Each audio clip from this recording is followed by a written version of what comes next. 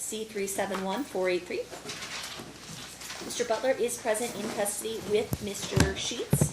This is the time set for a motion and notice of intent to admit video evidence. What's your position, Mr. Sheets?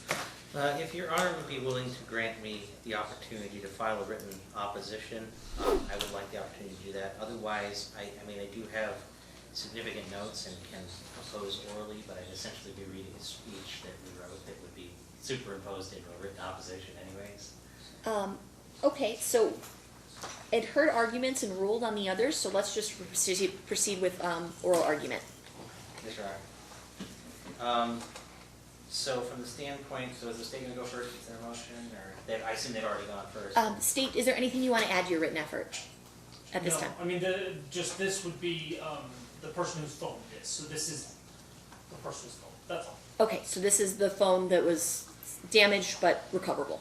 Yes. And this is the link to everyone else that we already talked about. Okay, go ahead. Yes, Your Honor. From what we gleaned, the two specific issues, bad acts or alleged bad acts that are at issue, are text messages in the group chat between the co-defendants regarding electric consignment store in California, and videos recorded by a co-defendant supposedly casing a house that was not ultimately burglarized, and videos were sent to that chat. Our concern is, as we go through, the state concedes these aren't necessarily crimes, and the prejudice is low in the analysis. The probative value would be low in the analysis.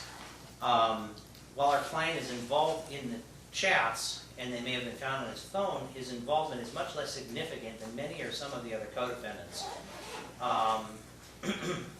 And that's one of our biggest concerns. Also, our concern is, if it comes in towards other co-defendants, we're going to lead down the possibility of a needed obvious severance in this particular circumstance. Because what it does is it essentially is evidence that would be much stronger, or uncharged evidence that would be much stronger against other co-defendants being construed negatively against my client simply because he was minimally or non-participatory, and it just happened to be found on his phone versus somebody else.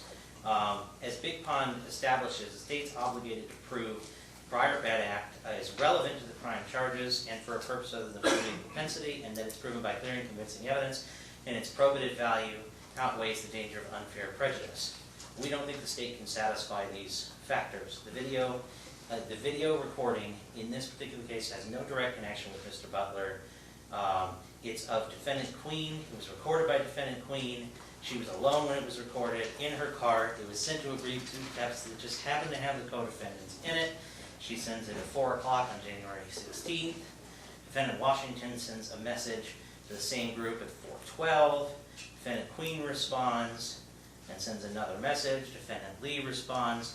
Nowhere in this thread is Mr. Butler interacting with or reacting to the video that's sent by Defendant Queen. In fact, he's not involved in the text thread until two days later when he sends a message that is unrelated to the Queen video on January 18th at 10:54:59, 2023. So it's our position the state can't prove by clear and convincing evidence that Mr. Butler himself had any direct involvement with the video before, during, or after its creation. And an admission to that would be making that presumption, given that he didn't have any reaction to or participation in the text chain. And what this ends up doing is ultimately takes conduct that he did not participate in with the others, and then attributes it or associates the guilt of that supposed conduct with him when he's not even in the same state, and there's nothing in that thread that would imply that he was encouraging of bringing forth that conduct or responding to or participating in any subsequent conversation that it brings up. While not a physical presence, the state may try to argue that his inclusion in the group text is in a sense a digital presence. And the court, but what we have to understand is that in many situations, mere presence is a defense to actual unlawful conduct. And so, I would just refer Your Honor to kind of the standard cases on that: Skinner versus Sheriff, La Bastida versus State, Egan versus Sheriff, that all talk about when a defendant's physically present and somebody's engaging in conduct, and that defendant has had no actions or no conduct that has boosted that position, supported that position, given an impression that he's participated in that act, or that there's a conspiracy of any kind in that circumstance, would not be sufficient to stand up. And in this situation, this is similar to, but even better than that, because he's across state lines, and the state hasn't made any allegations or presented any evidence as to who created this particular group text, or who created this group, because you can involuntarily be caught up in group text messages. I have gotten them, quite frankly, advertisement group messages that'll be sent to me and 14 other people, and I'm like, who the heck are you, and why is this on my phone? So without anything else to link him to supporting that type of conduct, which I think by the state's own concession is not an actual criminal act, this stretches the boundaries, I think, too far. While the ownership of the phone has been attributed to Mr. Butler, there are also questions about whether or not he had exclusive possession of the phone. It was found at the address with Mr. Butler, Defendant Queen, Defendant Washington, Defendant Lee. All of them were there as well at that time, so it's very possible they could have been interacting with the phone as well. The Queen video depicts a random home located in Clark County, not the home in this case that's burglarized. So there really is no probative value in that towards this charge. And it's not a charged crime. It's not a crime because it's not, I mean, it's not only not a charged crime, the video, but it's not a crime at all. Taking the video is not a crime. State fails to prove any probative value as the text messages regarding a consignment store in California has any relation to this case here, or that was constituting a crime.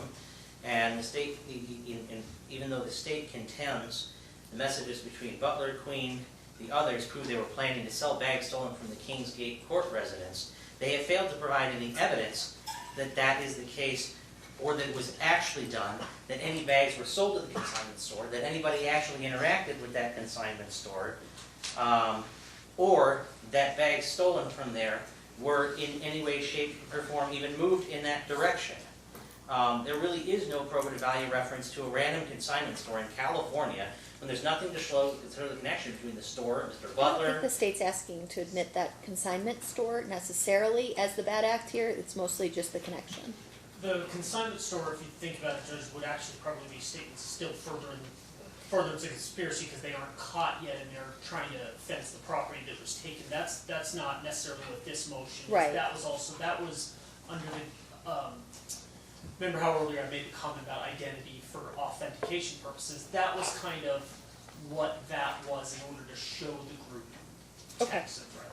Understood. You may continue, So, Mr. in Sheets. I essence, apologize for That was interrupting. kind of where I was wrapping this up here, is that I think the state's concerned of trying to stretch goalposts, of trying to attribute contact within a group that he didn't participate in, that the evidence that is established he participates in, for messages that he sends days later that doesn't concern this video. I don't think it should be attributed to him. The prejudice to him is huge, whether or not, if you admit it, the prejudice to him is huge. The probative value is minimal, because again, it's an uncharged case, it's not a crime, and it doesn't pertain to this case. And then regarding the alleged fencing, there's no evidence that makes that leap, that anything from the Kingsgate property was actually fenced or even started to be reconfigured to be fenced. This consignment store. So I think that's the gist of our opposition, Your Honor. Understood, Mr. Sheets. Turning to state. So, Judge, I mean, the way I understood everyone else with regard to the consignment store stuff was almost understanding that that was part of the evidence of this case, especially when you consider it of, 4 adult males in their 20s. You can't just flip a Birkin or flip certain Chanel bags. I mean, would have nowhere to go for that, so it doesn't need to be reconfigured. But there's only the population of people who are willing to even buy a Birkin, even used, is so small. You have to take that to only a few stores. But this is something that's still done in the furtherance of conspiracy. So that's what that is. That wasn't necessarily the motion, which was the video that does the plan, scheme, and preparation of these same people who were on this same text thread who then are all found together on that same text thread later when they talk about going back to Vegas and then are found in the home. Additionally, there's, needs to be kind of, for absence of mistake purposes, not as far as the evidentiary admission, but there's a reason that phone was destroyed. There's a reason that some of these texts and some of this stuff was deleted, because it's absence of mistake. Mr. Butler knows exactly what that text thread is and what's on it. So, it's literally his phone. It can't come in as to all the other people in the house and not also come in under the person whose phone it actually is. All right. At this time, I do find that the video itself is relevant, as it's highly relevant. It goes to plan, scheme, motive, probative value for that purpose is high. When I compare that to the prejudice, which is lower because this is not an actual crime charge, not an actual consummated act, it is substantially probative and it's not outweighed by prejudice. It is proven by clear and convincing evidence that we do know that it was delivered to him, and then he later talks on that chain relevant to home invasion, robbery, going to Vegas type things. So ultimately, I find that it does meet the requirements to be admitted under NRS 48.045 subsection 2, so it's granted. I'd ask though that the defense, or the state, edit out the racial slur at the end. Regarding trial, all co-defendants were here previously Yes. and had asked to continue the trial. I would love that. We're continued to November 6th at 9:30 a.m. with a calendar call of October 30th at 9:30 a.m. Sounds like you have no opposition to that.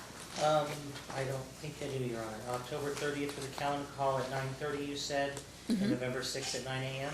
Correct, for trial. And you meant no opposition with regard to the dates. I made No opposition as to the continuance. The state had represented on the record that you had talked about possibly needing a continuance at that time, given Yes. new discovery. Yes. The discovery that's ongoing for everybody, which was kind of the reason for the continuance. I've got lots of follow-up discovery notes in our file. Sounds good. Okay, we'll see you back for calendar call then. Thank you, Your Honor.